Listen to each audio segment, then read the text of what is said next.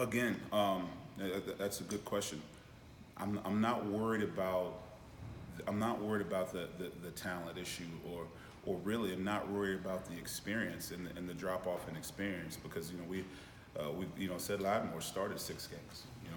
We don't want to forget about that. And Brady Reef has played, and Chauncey's played, and a lot of those guys have played.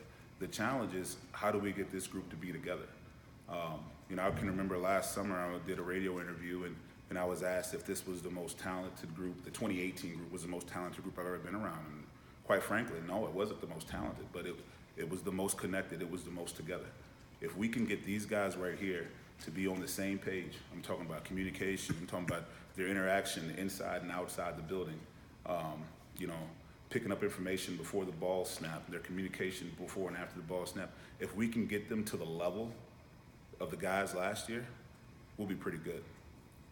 How much of that level was? Because the guys have already mentioned, they practiced together a lot last year. They were all kind of in the same group, and talking to them downstairs, they were saying that, they felt like they had a good connection. Yeah, it's more than just practice. It's more than just practice. I mean, you talk about Sam Brinks, Parker Hesse, Anthony Nelson, Matt Nelson. Those guys were always together. They were together even when we didn't see them.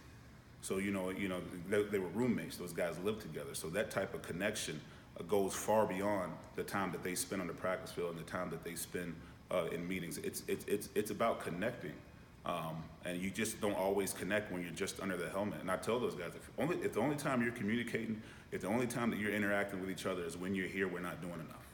It has to be done outside the building. Can you coach